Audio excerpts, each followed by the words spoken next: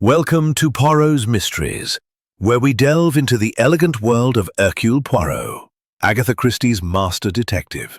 I'm your host, Nolan Drake, and tonight I have a brand new tale for you, spun in the classic style of the Queen of Crime herself.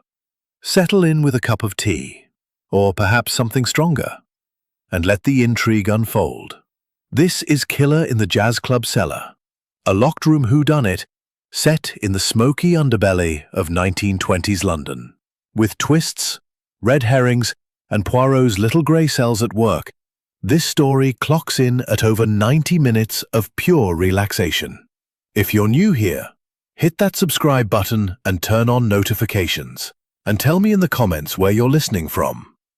London. Chapter 1. The Invitation to the Underground.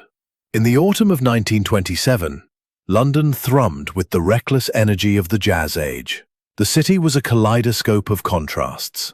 Model T Fords honked through misty streets, their headlights piercing the eternal fog.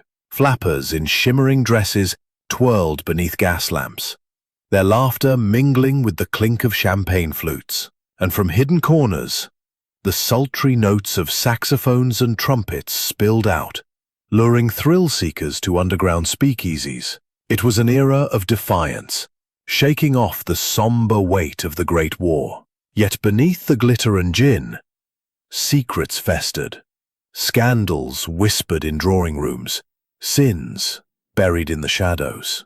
Hercule Poirot, the fastidious Belgian detective, was no stranger to such shadows, though he preferred the orderly glow of logic to the chaos of modern revelry. His waxed moustache gleamed as precisely as his patent leather shoes, and his egg-shaped head, housing those celebrated little grey cells, craved symmetry above all. Ensconced in his pristine flat at Whitehaven Mansions, Poirot had settled into a routine of morning cocoa and meticulous correspondence. But on this particular October evening, as the fog pressed against his windows like a conspirator, an unexpected missive arrived to disturb his peace. It came by way of a breathless messenger boy, no older than 12, his cap askew and cheeks flushed from the chill. The envelope was cream, heavy with painted him as a man of contradictions, a war hero with a scar across his cheek, a bootlegger who'd amassed a fortune, and a collector of rare artifacts with a rumored taste for the occult. Why would such a man summon a detective to a mere social gathering? Poirot's curiosity, that restless spark, flickered to life. He adjusted his tie, murmured, "Eh bien, a puzzle beckons," and resolved to attend. Friday arrived, cloaked in a drizzle that turned London's cobblestones slick and treacherous. At precisely 8 o'clock, Poirot stepped from a hansom cab, his overcoat immaculate despite the weather, his cane tapping a steady rhythm. The pub above the Blue Note was unremarkable, a faded sign reading "The Black Boar," a handful of patrons hunched over pints, the air thick with pipe smoke and the tang of stale ale. A burly doorman, stationed at a discreet side door, scrutinized Poirot's invitation before nodding him toward a narrow staircase descending into the earth. The cellar opened like a secret unveiled. Low arched ceilings of weathered brick glowed under the flicker of candles and Art Deco lamps, their amber light casting long shadows across velvet-lined booths. A small stage at the far end hosted a quartet, a pianist coaxing melancholy from ivory keys, a bassist plucking a steady pulse, a drummer brushing rhythms like whispers, and a saxophonist whose notes curled like smoke. The air was heavy with the sense of gin, perfume, and cigarette smoke, blending into a heady perfume that spoke of decadence and danger. Elias Blackwood greeted Poirot with a firm handshake and a smile that didn't quite reach his eyes. He was a tall man in his mid-40s, his dark hair slicked back with streaks of grey, his face marked by a jagged scar that ran from cheekbone to jaw. A souvenir, they said, from the Somme. His tailored suit spoke of wealth, but his restless fingers betrayed a man accustomed to control. "Monsieur Poirot, an honor," he said, his voice smooth as bourbon. Allow me to introduce our select company. First was Lila Voss, the club's star singer, a vision in an emerald silk gown that clung to her like a second skin. Her bobbed hair framed a face of striking 30s. Her auburn hair was pinned in a chignon, her grey eyes assessing Poirot with disdain. The club, she claimed, was funded by her family's fortune, and a bitter divorce loomed, with Blackwood's will a point of contention.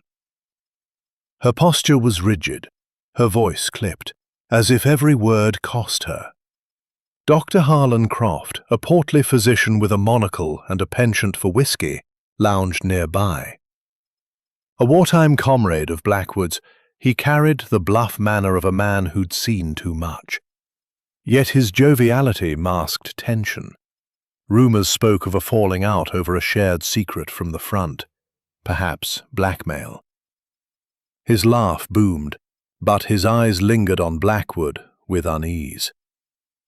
Finally, lurking near the stage was Tommy Sparks Malone, the club's electrician and handyman, a lanky youth in his 20s with a mop of unruly curls and a toolkit slung over his shoulder. A reformed thief, they said, but his quick fingers and shifty gaze suggested old habits lingered. He'd been caught eyeing Blackwood's artifacts, particularly a certain trumpet in the vault below.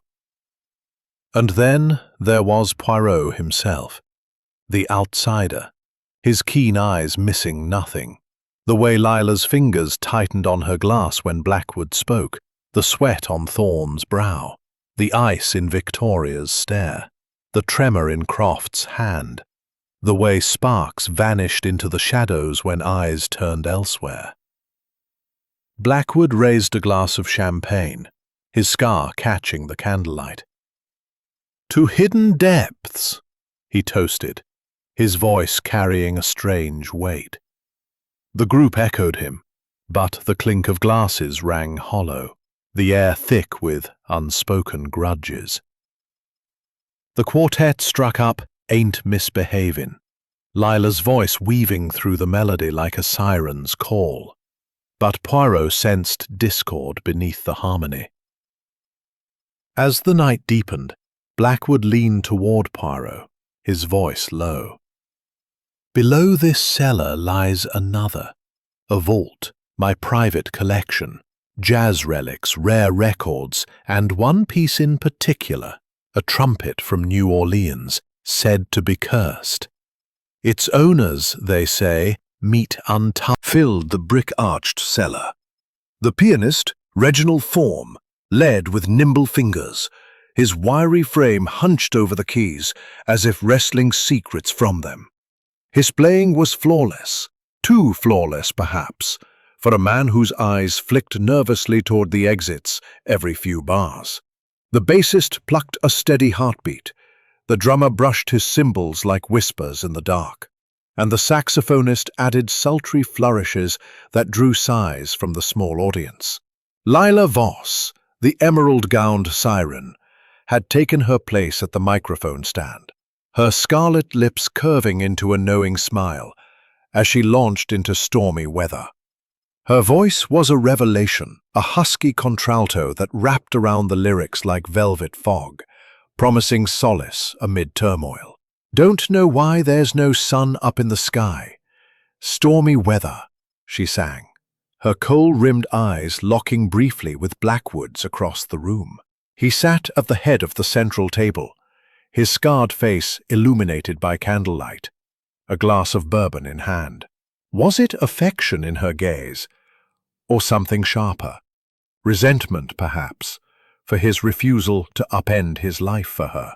Poirot, seated nearby with a tisane steaming gently before him, observed the exchange with the precision of a watchmaker.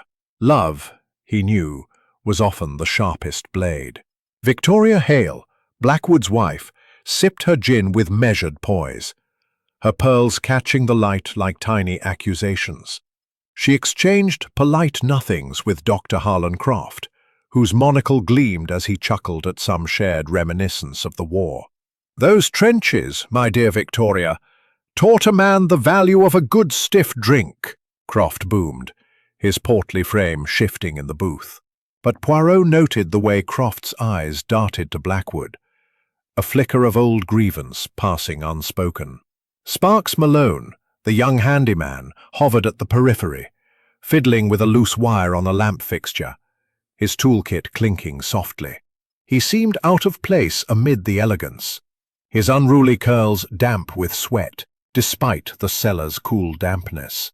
As Lila's song crested and applause rippled through the room, Blackwood set down his group murmured assent, the quartet easing into a lighter number, Sweet Georgia Brown, to fill the void. Thorne's fingers danced faster now, as if channeling his unease into the keys. Lila returned to her booth, fanning herself with a program, her cheeks flushed from the spotlight. Elias is always so secretive about that vault, she remarked lightly to Poirot, sliding into the seat beside him, as if we're all thieves in the night. Her laugh was melodic, but Poirot detected a brittle edge. And are you, Mademoiselle Voss? He inquired mildly, sipping his tisane. She waved a hand dismissively. Me? I steal hearts, Monsieur Poirot, not trinkets. Minutes ticked by, marked by the swing of the pendulum clock on the wall and the steady thrum of the bass. Victoria checked her watch, a diamond-encrusted piece that caught the light. It's taking longer than usual, she observed coolly to Croft. The doctor nodded, draining his whiskey, probably cataloguing that blasted trumpet again. Elias has been obsessed with it lately. Says it sings with the voices of the dead. Sparks, having finished his tinkering, wandered closer to the staircase, peering down. Shall I check, Gov? He offered. But Blackwood had already been gone 10 minutes, and no one seemed eager to follow. Then it came, a muffled thud, echoing up the spiral stairs like a drum misstruck. Not loud, but distinct, reverberating through the stone. The music faltered. Thorne hit a wrong note, jarring the harmony. Heads turned. What was that? Victoria demanded, her voice sharper than intended. Lila froze, her glass halfway to her lips. Croft set down his tumbler with a clunk. Sparks bolted to the staircase, descending a few steps, his boots clanging on the iron. Boss? You all right down there? Silence answered, thick and oppressive. Sparks returned, his face pale under the curls. Doors shut tight, combination locks engaged, like he bolted it from inside. He rattled the handle for emphasis, the heavy steel door at the bottom unmoving. No keyhole for a pick, just the dial, gleaming dully. The group exchanged glances, the air growing heavier than the smoke. Perhaps he is merely preoccupied, Poirot suggested calm grunt as Sparks attacked the hinges. Poirot interjected gently. Patience, messieurs dames. To force entry without care may destroy evidence. Better to summon the authorities. He stepped to the pub above, where the doorman telephoned Scotland Yard. Inspector James Japp arrived with commendable speed, his burly frame filling the doorway, his own moustache a commendable rival to Poirot's. Poirot, old chap! What's this about a locked room lark in a jazz den? Japp boomed, his Cockney accent cutting through the tension. Poirot briefed him succinctly as they descended, the suspects clustering like wary birds. With Japp's men lending muscle, they pried at the door. Wood splintered, metal groaned, and finally, with a screech, the hinges yielded. The door swung open on a scene of stark horror.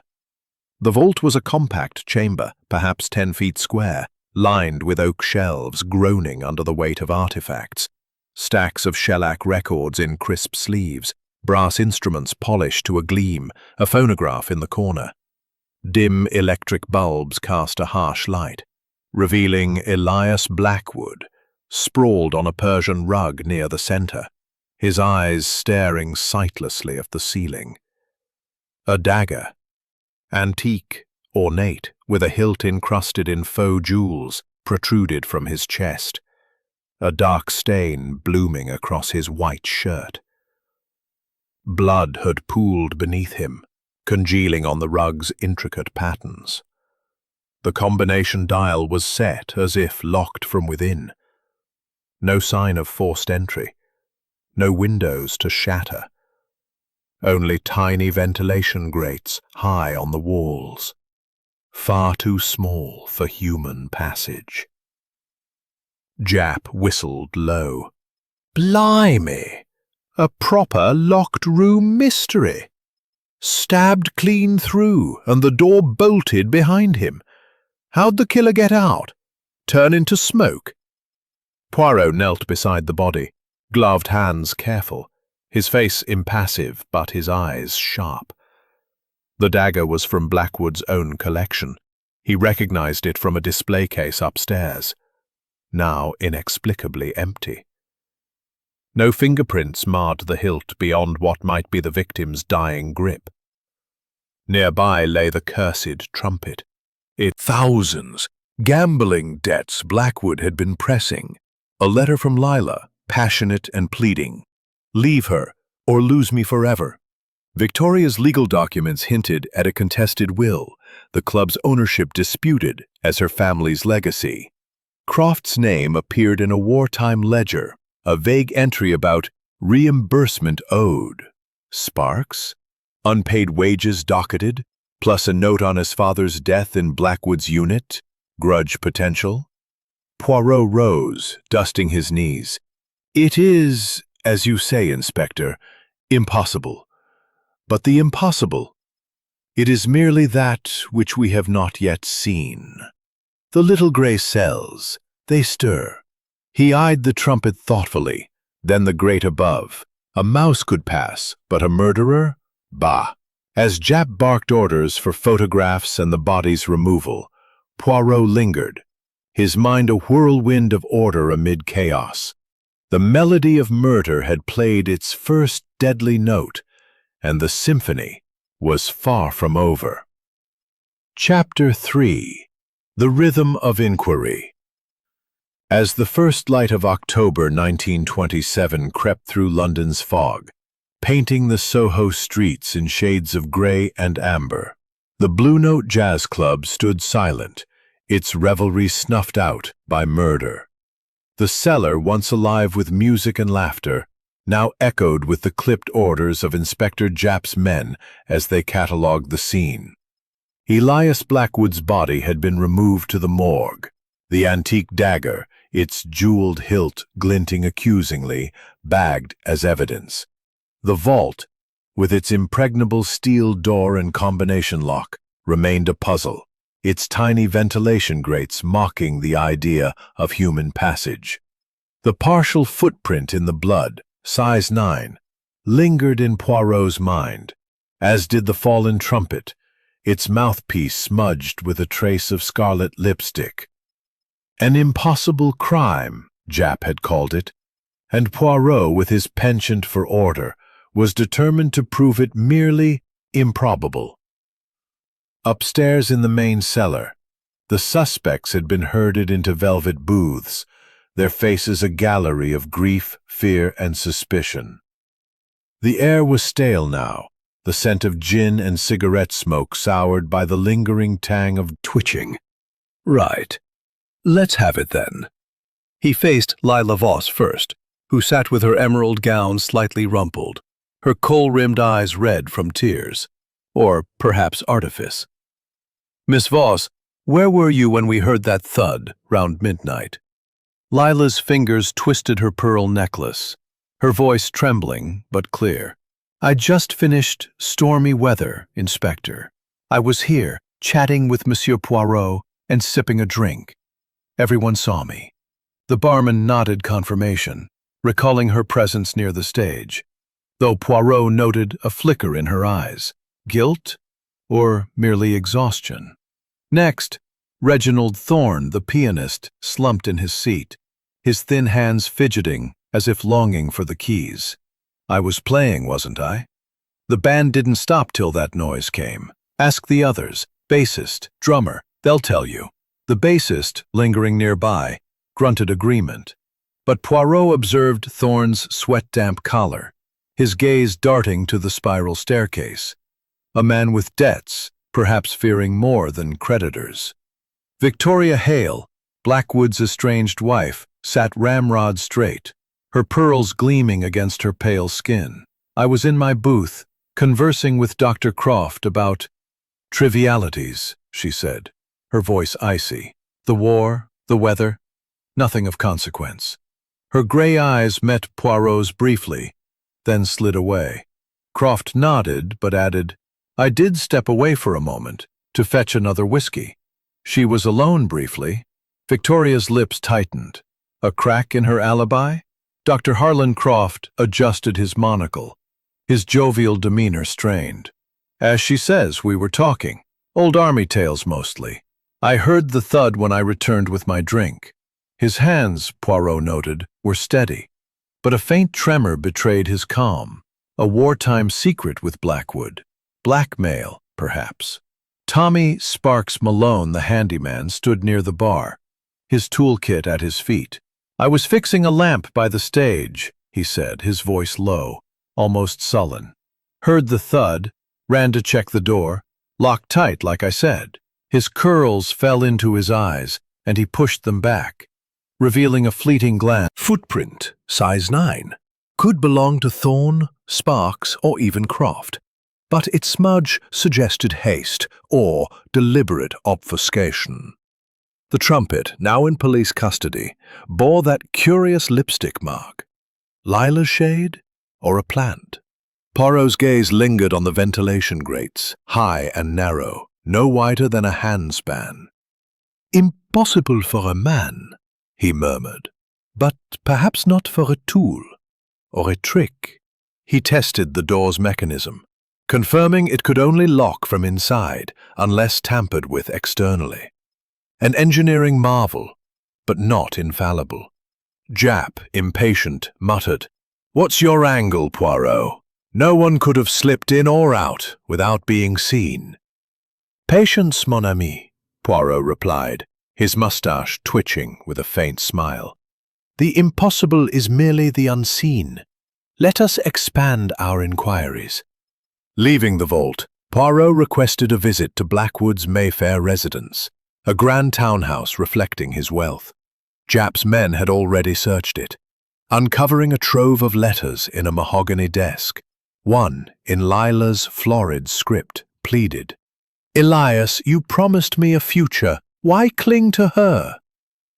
Another, from Thorne, was scrawled in haste, "I'll pay soon, just give me time." Victoria's correspondence included legal threats, demanding the club's deed as her rightful inheritance. Croft's name appeared in a cryptic note. "You owe me for 16. Don't think I've forgotten." Sparks, too, had a file. Unpaid wage disputes and a personal letter accusing Blackwood of negligence in his father's wartime death. Back at the Blue Note, Poirot interviewed the barman, a wiry fellow named Alf, who'd worked the club since its opening. Alf hesitated, then admitted seeing Lila slip downstairs earlier in the evening, claiming to freshen her makeup.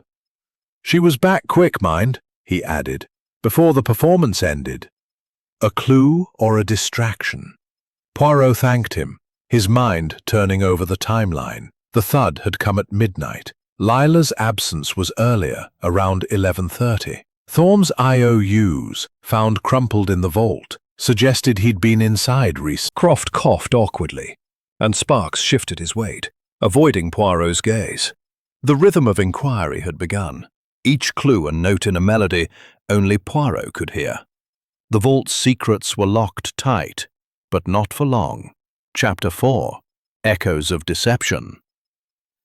The morning sun struggled through the fog, casting a pallid glow over Soho as the Blue Note Jazz Club remained sealed, a crime scene cordoned by Inspector Jap's men. Inside, the Cellar's velvet booths and Art Deco lamps seemed dimmer, the air heavy with the ghosts of last night's revelry and the stark reality of murder. Hercule Poirot stood near the spiral staircase, his patent leather shoes gleaming despite the dust, his moustache perfectly symmetrical as he surveyed the suspects. Lila Voss, Reginald Thorne, Victoria Hale, Dr. Harlan Croft, and Tommy Sparks Malone sat in uneasy silence, their alibis probed but unbroken, their motives laid bare like cards on a table: love, debt, inheritance, blackmail, revenge. The vault below, with its impregnable door and blood-stained rug, held the key to an impossible crime. A dagger driven into Elias Blackwood's heart. No exit for the killer, no trace beyond a smudged footprint, and a fallen trumpet smeared with lipstick. Poirot's green eyes glinted as he addressed the group, his voice calm but precise. "Mes amis, the truth it is like a melody. Each note must be clear, yet some are deliberately out of tune. We have clues, but also deceptions. Let us listen closely." Inspector Japp, nursing a cup of tea at the bar, grunted. "Clues, Poirot. I've got a locked room, a dead man, and a pack of shifty types. Give me something solid." Poirot's smile was enigmatic. "Patience, mon ami. The solid, it emerges from the shadows." The investigation deepened, and Poirot began by revisiting the barman, Alf, whose earlier comment about Lila Voss's brief absence nagged at his orderly mind. Alf, wiping glasses with a rag, elaborated under Poirot's gentle probing. "Aye, Miss Voss went down the stairs round 11:30. Said she needed to fix her face. Back signing my own ruin." Poirot noted a gold cufflink on Thorne's sleeve, initialed RT, matching the one found torn near the body. "This cufflink, Monsieur Thorne, it is yours, no?" Thorne paled, touching his wrist. "Must have lost it earlier. Dropped it in the vault when I borrowed a record." A weak excuse, and Poirot's raised eyebrow said as much. Was the cufflink a clue or a plant? Victoria Hale's composure cracked slightly when Poirot questioned her about the legal documents. "The club was my family's investment," she said, her voice sharp as cut glass. "Elias squandered it on that singer and his trinkets. I only wanted what's mine." Her brief moment alone, admitted by Croft, placed her near the staircase during the critical window. Could she have slipped down, dagger in hand? Her pearls clicked as she adjusted them, a nervous tick belying her poise. Dr. Harlan Croft, polishing his monocle, was less forthcoming. "Elias and I had our differences," he said, his jovial tone strained. "War makes brothers, but also enemies. He owed me. Let's leave it at that." Poirot pressed. "This debt, doctor, it was from 1916, oui? A matter of honor?" Croft's face reddened, but he waved it off. "Old history. I was here, drinking, not murdering." Yet a search of his medical bag, conducted by Japp's men, revealed sedatives, strong enough to incapacitate, though no poison was used. A red herring? Or preparation for a different crime? Tommy Sparks Malone, lingering near the boiler room door, was the last to be questioned. His toolkit, a jumble of wires and tools, drew Poirot's eye. "Just fixin' lights, Gov," Sparks said, his voice low. "Heard the thud. Checked the door, locked, like I told you." Poirot noted a wire cutter among his tools, sharp enough to manipulate mechanisms. Sparks' connection to Blackwood's wartime unit and his father's death added a layer of motive. Revenge, perhaps, Japp demanded. But no one knew. Blackwood's ledgers listed no contents, only a cryptic note. For the future. Stolen valuables, or another red herring? Poirot's gaze returned to the ventilation grates, too small for a person but perhaps large enough for a tool or a trick. He requested a ladder and peered into the grate, finding a faint residue of oil, as if something mechanical had brushed through. Sparks' territory. Again.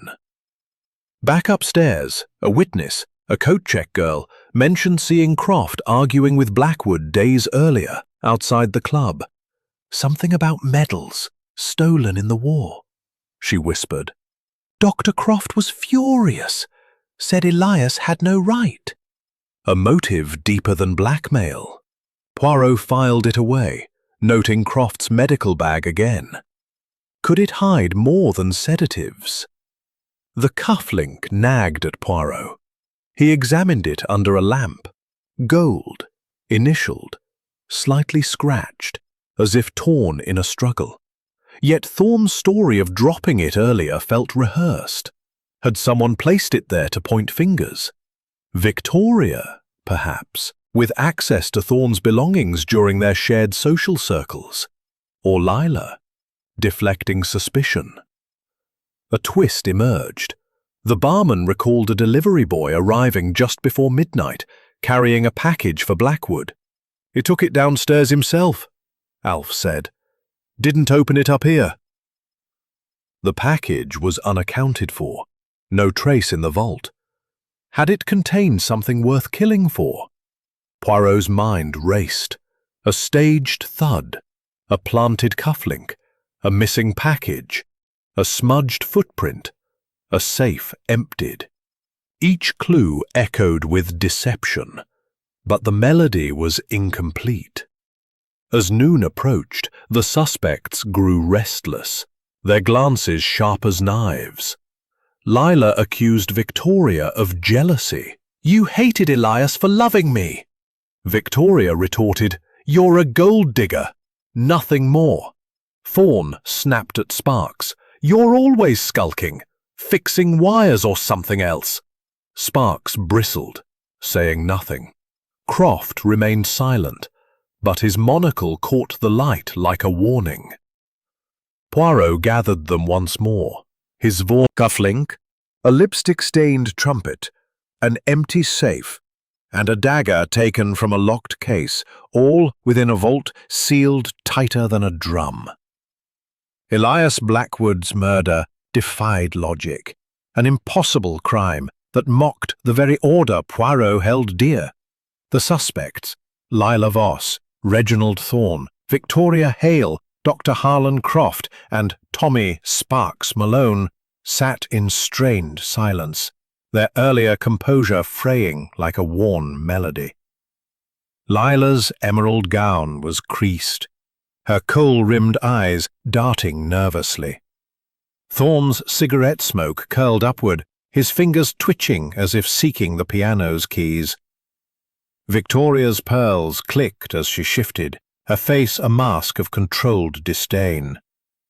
Croft adjusted his monocle with a forced chuckle, while Sparks lingered near the boiler room door, his toolkit a constant companion. Each had a motive: love, debt, inheritance, blackmail, revenge, and each had an alibi, yet cracks were forming. Poirot began with a new discovery that had surfaced at noon, raising the stakes.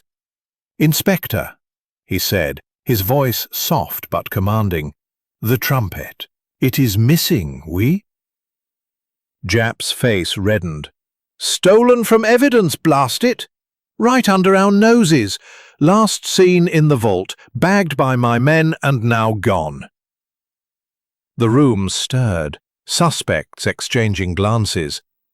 Poirot's moustache twitched. A second crime, perhaps, or a clue to the first. The thief, they reveal themselves by their haste. The missing trumpet, with its cryptic New Orleans etchings and lipstick smudge, was no mere relic. Blackwood had called it cursed, but Poirot suspected a more earthly significance. Had it been taken to hide evidence or to sell for profit? He turned to Lila, whose scarlet lipstick matched the smudge. "Mademoiselle Voss, you deny touching this trumpet, yet the evidence suggests otherwise." Lila's eyes flashed. "I told you I don't play. Someone's framing me. Victoria, maybe, jealous of Elias and me." Victoria's laugh was sharp. "Don't flatter yourself, dear. I'd rather burn." Fear had he learned earlier through his gambling connections. Japp's men uncovered ties to a Soho mob, creditors who might have pushed Thorne to desperate measures. Victoria's alibi wavered further. The coat-check girl, under Poirot's gentle questioning, recalled seeing Victoria near the staircase during Croft's brief absence, adjusting her shawl as if hiding something.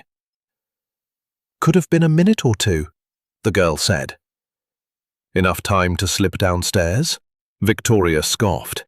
"I was repinning my hair. Absurd to suspect me." Yet, Poirot noted her shawl's clasp, a sharp pin, not unlike a dagger's point. Croft's wartime secret grew clearer. A letter in Blackwood's desk referenced a 1916 incident. Croft had deserted briefly, and Blackwood covered for him, but demanded repayment, possibly the debt Croft mentioned. "He held it over me," Croft admitted, his monocle fogging. "But murder? I'm a doctor, not a killer." His medical bag, however, held more than sedatives. A small vial of ether, potent enough to disorient. Had Blackwood been drugged before the dagger struck? The autopsy, Japp reported, showed no toxins, but Poirot filed the possibility away. Sparks, ever elusive, drew scrutiny. The boiler room, accessible via the service door, connected to the vault's ventilation grates. Poirot examined it, finding a tangle of pipes and wires, and a faint scratch on a grate's edge, as if a tool had been inserted. Sparks' wire cutter, sharp and precise, could have tampered with the lock's mechanism. "You are skilled, Monsieur Malone," Poirot said, eyeing the youth's toolkit. "A lock, a wire, perhaps a way to seal a door from afar." Sparks shrugged, his curls falling into his eyes. "I fix things, Gov. Don't break 'em." But his father's death in Blackwood's unit, noted in the files, suggested a deeper grudge. A new complication. The thud heard at midnight, assumed to be the murder, was questioned. Poirot examined the phonograph in the vault, its needle resting on a record labelled Test. Playing it revealed a muffled "Suspicions turned inward." Thorne accused Sparks. "You're always tinkering down there. Bet you rigged something." Sparks snapped back. "And you're drowning in debt. Killed him to wipe the slate." Leela pointed at Victoria. She hated Elias for the divorce. She'd do anything to keep the club. Victoria's retort was icy. "You're all vultures, circling his fortune." Croft remained silent, but his fingers gripped his glass too tightly. A final twist. A stagehand recalled hearing a clatter in the boiler room before the thud, suggesting someone was there earlier. Sparks or another? Poirot's mind raced. A rigged lock, a recorded thud, a stolen trumpet, a missing recording. The clues were discordant, but a pattern was forming. "The killer," he said softly, "plays a clever tune, but the little grey cells, they hear the false notes." As evening fell, the suspects' alliances fractured, their voices rising in accusation. Poirot stood apart, his eyes scanning the room like a conductor before a silent orchestra. The vault's secrets were loosening, but the melody of murder remained unresolved, its crescendo yet to come. Chapter 6. Shadows in the Spotlight. Evening had settled over Soho, the fog outside the Blue Note Jazz Club thickening like a conspirator's cloak. Inside, the Cellar's atmosphere crackled with tension, the velvet booths and flickering lamps casting long shadows over the suspects. Hercule Poirot, his pinstripe suit as precise as his logic, gathered the group. Leela Voss, Reginald Thorne, Victoria Hale, Dr. Harlan Croft, and Tommy Sparks Malone, in the main cellar, their faces a gallery of unease. The murder of Elias Blackwood, stabbed in a locked vault with no exit, had spiraled into a labyrinth of clues. A smudged footprint, a torn cufflink, a lipstick-smeared trumpet now stolen from evidence, an empty safe, and a recorded thud that muddled the timeline. Inspector Japp, pacing near the bar, muttered about the press hounding him, their headlines screaming of the Soho vault slaughter. But Poirot's focus was unwavering, his green eyes gleaming with purpose. "Mes amis," Poirot began. "Smoke. The door. It was not locked when we forced it, oui?" Japp frowned. "It was bolted tight. Sparks said so." Poirot's smile was subtle. "Précisément. But what if the lock was persuaded to appear so?" He turned to Sparks, whose curls fell into nervous eyes. "Monsieur Malone, your skill with wires and mechanisms is most impressive. The boiler room, it connects to the vault's grates, no? A place for clever devices." Sparks bristled. "I told you, Gov, I was fixing lights upstairs. Didn't touch no lock." But Poirot had found a trace of oil in the grate, matching the lubricant in Sparks's toolkit, and a faint scratch suggested a tool's passage. A magnet, perhaps, or a wire to manipulate the bolt remotely? Sparks's alibi held, on stage level at midnight, but the clatter in the boiler room, reported by the stagehand, placed him near the vault earlier. The thud, recorded on the phonograph, was another puzzle piece. Poirot played it again, the muffled sound echoing the one heard at midnight. "A clever ruse," he said, "to make us believe the murder occurred then, when all were visible. But the true moment, it was earlier, oui?" The autopsy, Japp confirmed, estimated death between 11 p.m. and midnight, not precisely at the thud. Someone had staged the sound, perhaps to secure alibis. The stolen trumpet deepened the mystery.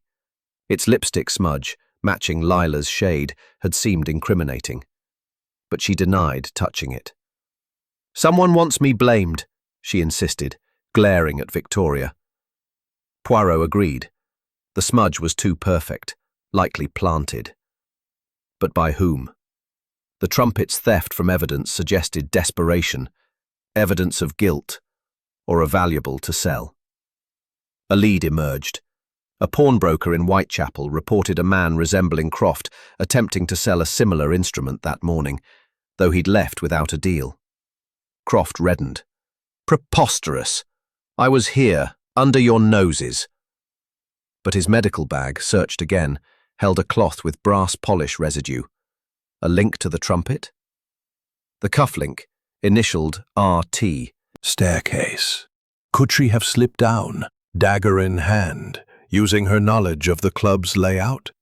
Her shawl's pin, Poirot noted, was sharp enough to mimic a dagger's wound in a pinch, though the antique blade was unmistakable. Croft's wartime secret, a desertion covered by Blackwood, suggested blackmail. A new clue surfaced. A war medal, inscribed with Blackwood's name, was found hidden in Croft's hotel room by Japp's men. "Stole it years ago," Croft admitted, his jovial mask slipping. "Elias demanded it back, threatened to expose me. A motive for murder or just theft? The ether in his bag, though unused, hinted at darker possibilities. The empty safe and missing package nagged at Poirot. The barman's tale of the delivery boy suggested Blackwood received something valuable, perhaps the rare recording noted in his ledger. Had it been stolen during the murder or after, when the trumpet vanished? Poirot hypothesized the killer entered the vault earlier, hid, struck when Blackwood was alone, and exited before the lock was rigged. But how?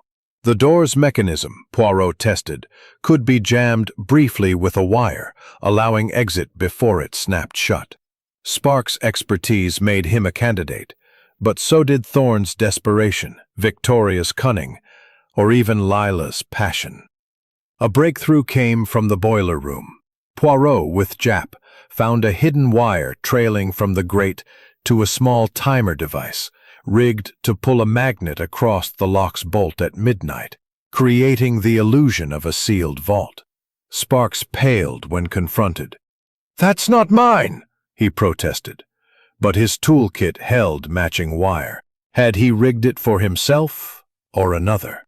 The recorded thud, Poirot deduced, was played simultaneously, masking the earlier murder. The suspects turned on each other. Lila accused Thorne. "You're in too deep with those gangsters. Elias was your way out." Thorne snapped at Croft. "You and your secrets. Bet you wanted him silenced." Victoria pointed at Sparks. "A thief, always sneaking about." Sparks glared back, silent but tense. Croft's voice rose. "Enough! I took the trumpet after, for money." Accomplice? Or the mastermind? As night deepened, the cellar felt smaller, the shadows closer. Poirot's mind hummed, the clues aligning like a score reaching its climax. The truth was near, but one note remained out of tune. Chapter 7. The Crescendo of Clues. Night had fallen over Soho. The fog outside the Blue Note Jazz Club, a dense shroud that seemed to press against the windows, mirroring the tension within. The cellar, once vibrant with music, now felt like a stage for a final act, its velvet booths and Art Deco lamps casting a dim glow over the suspects. Hercule Poirot stood at the center, his pinstripe suit as pristine as his logic, his cane resting lightly against a table. Inspector Japp, stationed near the bar, scribbled furiously in his notebook, muttering about the stolen trumpet and the press clamoring for answers. The suspects, Lila Voss, Reginald Thorne, Victoria Hale, Dr. Harlan Croft, and Tommy Sparks Malone, sat in a semicircle, their faces etched with dread, defiance, or feigned indifference. The clues had piled up: a smudged footprint, a torn cufflink, a rigged lock, a recorded thud, a stolen trumpet, an empty safe, and a dagger from a locked case, all pointing to an impossible murder in a sealed vault. Poirot's voice cut through the silence, calm yet commanding. "Mes amis, the symphony of this crime approaches its resolution. The notes, discordant, deceptive, now align. The killer, they have played a clever tune, but the little gray cells, they do not falter." Japp groaned, his mustache twitching. "Get on with it, Poirot. I've got a missing trumpet, a rigged lock, and a room full of liars. Who did it?" The suspects leaned forward, Lila's pearls clicking, Thorne's cigarette trembling, Victoria's eyes narrowing, Croft's monocle glinting, Sparks's fingers tightening on his toolkit. Poirot began with the vault's mechanics, the crux of the impossible crime. The steel door, locked from within by RT, pointed to Thorne, whose story of losing it earlier was shaky. The emerald silk thread caught in its clasp suggested a struggle or a plant. Poirot held it up, the gold catching the light. "This it was torn, oui, but not by accident. Someone wished to direct suspicion." Thorne's face paled, his cigarette dropping ash. "I was at the piano, I swear. Someone took it from my jacket." Poirot's eyes flicked to Victoria, who had access to Thorne's belongings at social events, and Lila, whose gown matched the thread. The empty safe and missing package were next. The ledger's note, for the future, hinted at a rare recording, possibly delivered that night. Poirot hypothesized. The killer took it during the murder, or Croft stole it later with the trumpet. The delivery boy, traced by Japp's men, confirmed dropping a small parcel with Blackwood at 10:30 p.m., which he took to the vault. Its absence suggested theft was a motive, or a distraction. Poirot turned to motives, each a sharp note in the score. Lila's love for Blackwood, spurned by his refusal to divorce, was laced with rage. Her brief absence at 11:30 placed her near the vault. Thorne's debts, thousands owed to Blackwood and Soho mobsters, pushed him to desperation. His cufflink suggested presence at the scene. Victoria's inheritance, threatened by the club's sale, gave her reason to act. Her moment alone near the staircase was damning. Croft's wartime secret, desertion covered by Blackwood, meant blackmail. The stolen medal proved his resentment. Sparks, whose father died in Blackwood's unit, harbored a vendetta, his technical skill key to the rigged lock. A twist emerged. The phonograph's record, labeled Test, was not just a thud, but a faint voice, barely audible. Blackwood's saying, "You won't get away with this." Recorded during the murder, Poirot played it again, the suspects frozen. "The killer," he said, "was known to the victim, trusted enough to enter the vault." The stagehand's memory of Lila adjusting the phonograph earlier raised suspicions. "I was checking sound levels," she protested. But familiar with Blackwood's habits, Thorne, who'd borrowed records before. The footprint, size 9, matched Thorne, Sparks, and Croft, but a trace of piano key polish, unique to the club's instrument, pointed to Thorne. "You were in the vault, Monsieur Thorne, when the dagger struck," Poirot said, his voice rising. "You hid, waited, killed and left, trusting the rigged lock to seal your alibi." Sparks, confronted, admitted rigging the timer for Thorne, paid to do so. "I didn't kill nobody," he insisted. "Just set the lock like he asked." Lila's role clarified. The lipstick was hers, applied to the trumpet by Thorne to frame her, using a stolen tube from her dressing room. Victoria's pin and Croft's ether were red herrings, their motives real, but their hands clean. The recording, likely taken by Thorne, was with the mob, untraceable now. Poirot's deduction unfolded. Thorne, desperate to erase his debts and Blackwood's blackmail over wartime cowardice, planned the murder.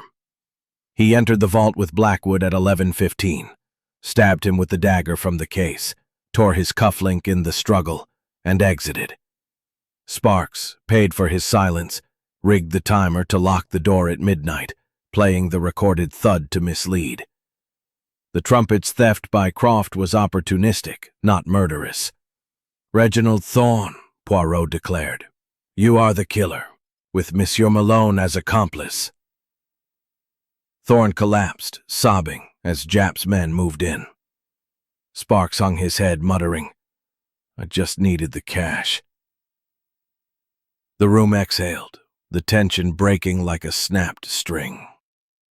Chapter 8. The Silent Solo. The night deepened over Soho, the fog outside the Blue Note Jazz Club curling like a specter against the windows, as if reluctant to release its hold on the secrets within.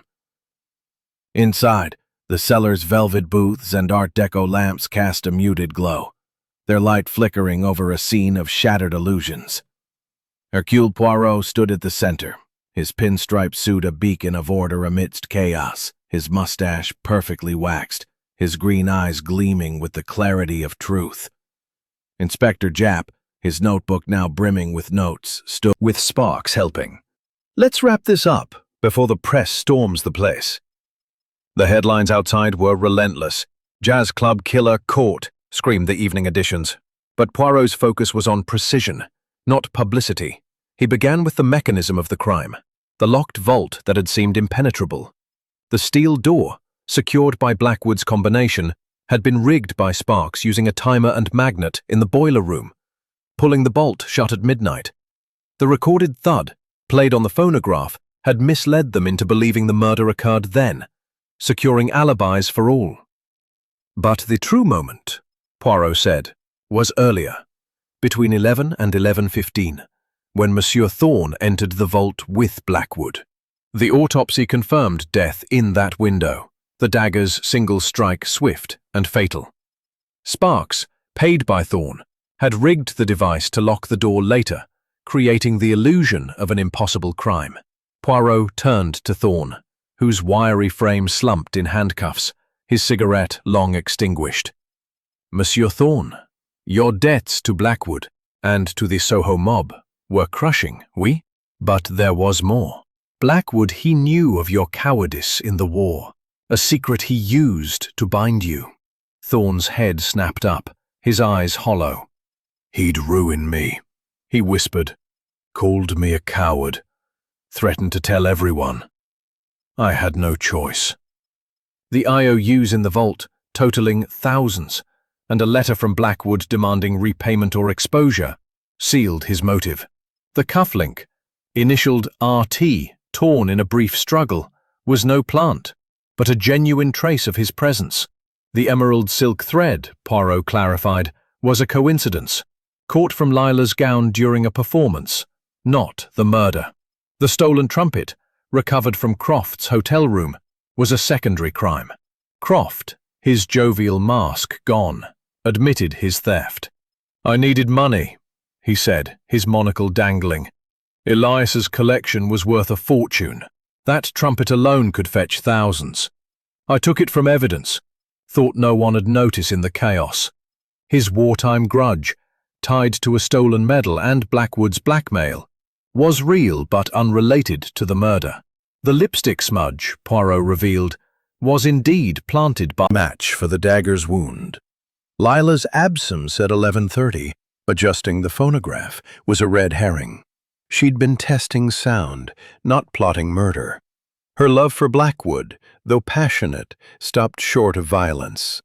Sparks's role, however, was damning. Monsieur Malone, Poirot said, you rigged the lock for money, knowing Thorne's intent. You are no killer, but an accomplice, oui? Sparks nodded, his curls falling into his eyes. He paid me 50 quid, said it was just a prank, didn't know he'd kill him.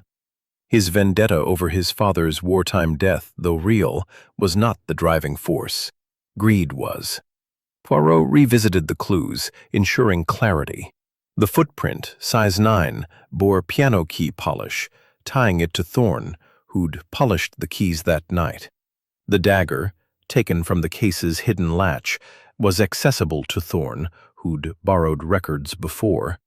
The recorded voice, "You won't get away with this," captured Blackwood's final defiance as Thorne struck. The phonograph, set by Sparks, played the thud to mislead. Every note aligned, the melody complete. Yet a final twist lingered. Poirot examined the boiler room again, finding a second wire, hidden deeper, suggesting Sparks had tested the rigging earlier. A stagehand confirmed hearing Sparks tinkering at 10 p.m. before the delivery boy arrived. "You prepared the device in advance," Poirot said, "knowing Thorne's plan. Your silence, it was complicity." Sparks's defiance crumbled, his shoulders sagging as Japp's men tightened the cuffs.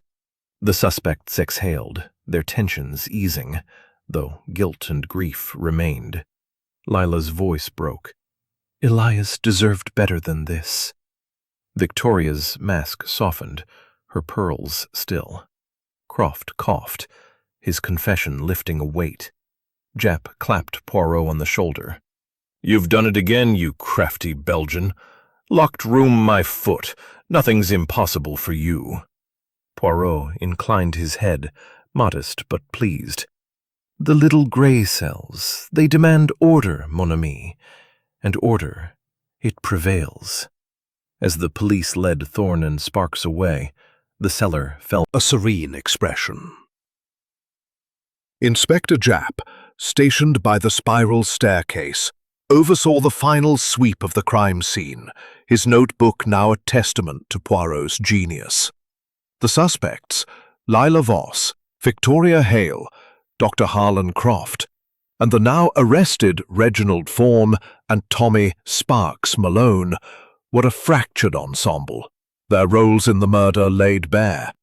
Form, the desperate killer driven by debt and blackmail. Sparks, the complicit handyman who rigged the lock. And the others, their motives potent, but their hands clean. Poirot gathered the group one last time, his cane tapping a soft rhythm on the floor. "Mes amis," he began, his Belgian accent warm yet precise. The symphony of this crime has played its most dramatic notes. But the final chord, it must resonate with clarity. The little grey cells, they have ordered the chaos, and now we ensure no note is missed. Jap, adjusting his tie, nodded. You've nailed it, Poirot. Thorn and Sparks are in cuffs. The case is closed. But humour me. Run it through one last time. The remaining suspects, Lila, Victoria, and Croft, sat in tense silence, their faces reflecting relief tinged with sorrow, while Thorn and Sparks, handcuffed and flanked by constables, stared at the floor. Poirot began with the crime's mechanics, the locked vault that had seemed an insoluble puzzle. The steel door, secured by Blackwood's private combination, had been rigged by Sparks using a timer and magnet hidden in the boiler room, pulling the bolt shut at midnight to create the illusion of an impossible murder. The phonograph's recorded thud, timed to coincide, misled them into believing the crime occurred when all had alibis. But the truth, Poirot said, lies in the timeline. Monsieur Blackwood was killed earlier, between 11 and 11:15 when the vault was open, and the killer, Thorn, was inside with him. The autopsy confirmed the time of death, the single dagger strike swift and precise, its antique hilt from Blackwood's own collection. Thorn's motive was layered, a crescendo of desperation. Intent. Your skill made the locked room possible, but your silence made you complicit. Sparks nodded, his voice low. I needed the money, Gov. Didn't think he'd go through with it. My pa's death, Blackwood's fault maybe, but I ain't no killer. His vendetta, tied to his father's death in Blackwood's wartime unit, was secondary to greed, his wire cutter and oil matching the boiler room's traces. The stolen trumpet, recovered from Croft's hotel room, was a red herring resolved. Croft, his jovial mask gone, reiterated his confession. I took it from evidence, thought I could sell it, he said, his monocle dangling. Elias's collection was my way out of debt, but I didn't touch him. The lipstick smudge, Poirot confirmed, was Thorn's doing, using a stolen tube from Lila's dressing room to cast suspicion on her. A clumsy deception, Poirot said, glancing at Lila, whose scarlet lips pursed in anger. You thought to frame Mademoiselle Voss, but the truth, it shines through. The empty safe and missing package tied the motive together.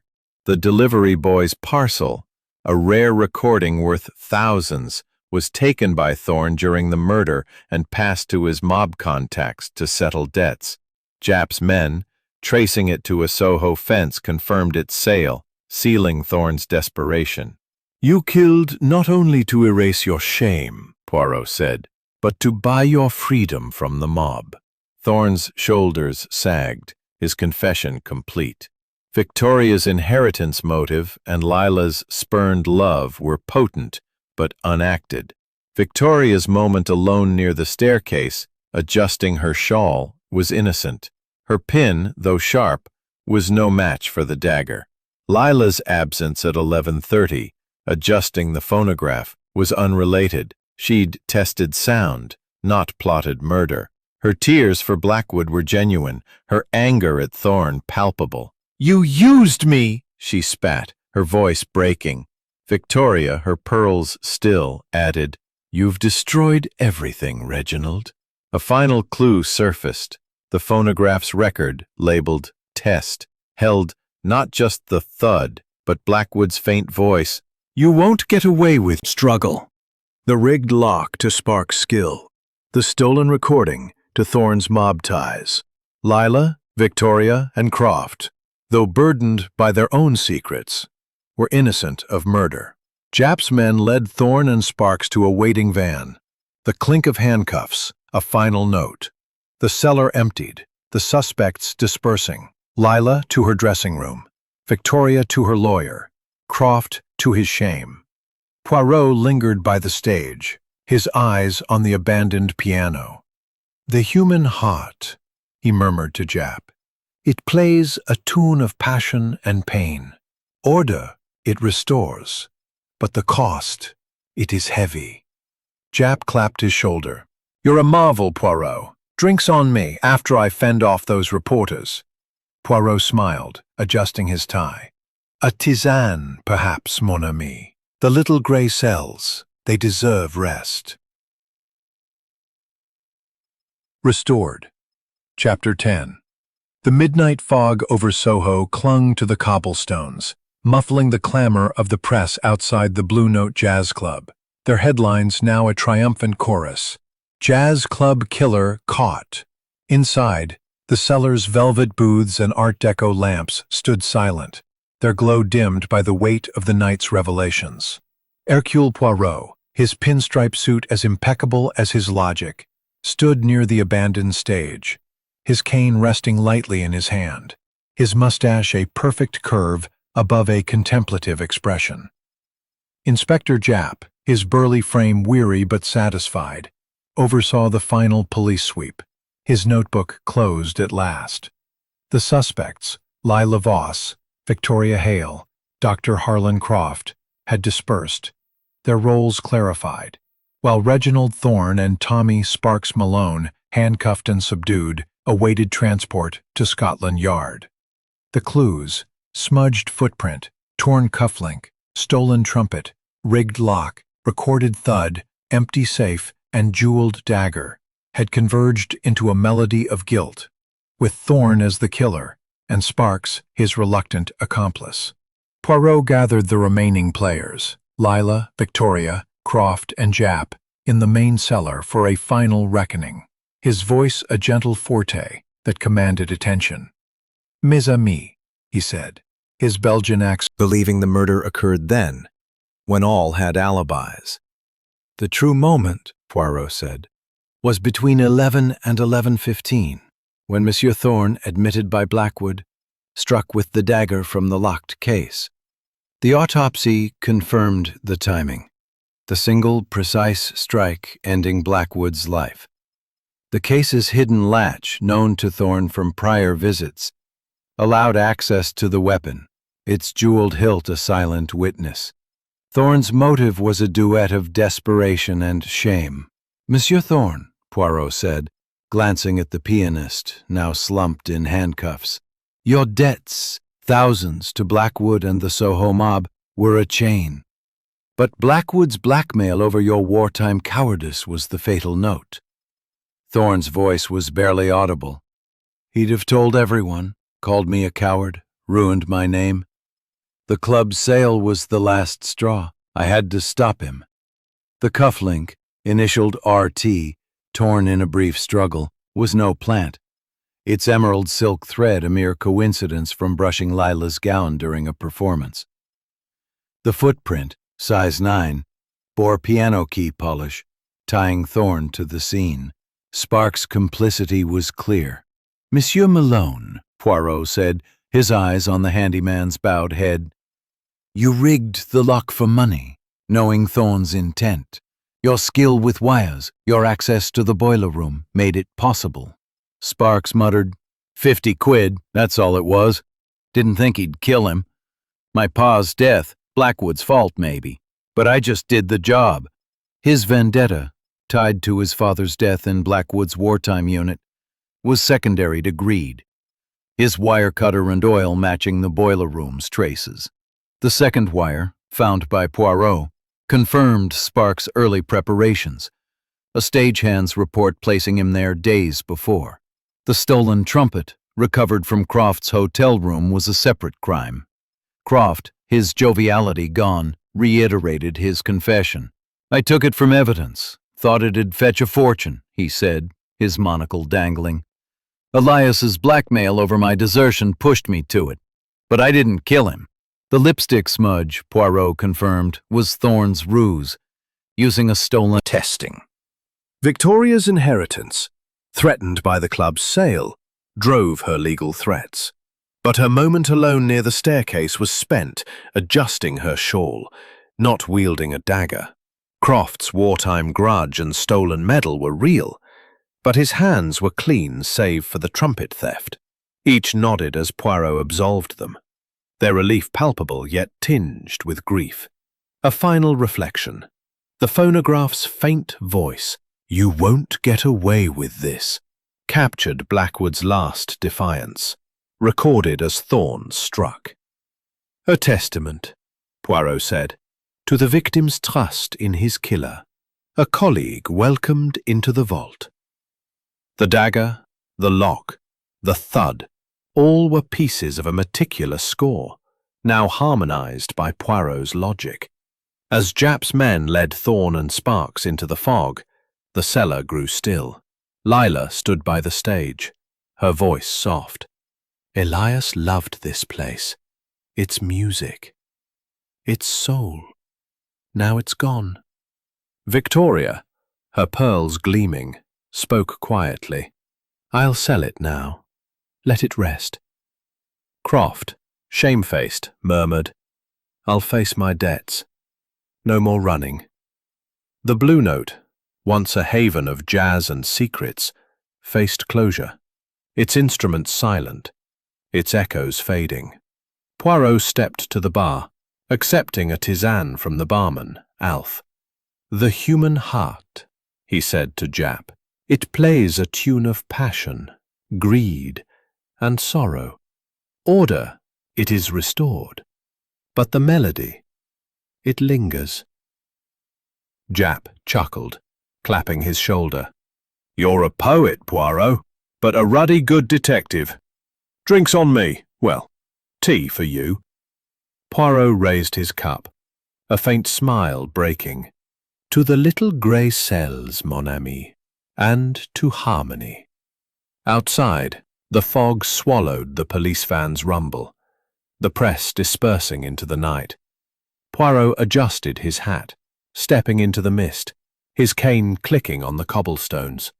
The Blue Note sign flickered, then dimmed.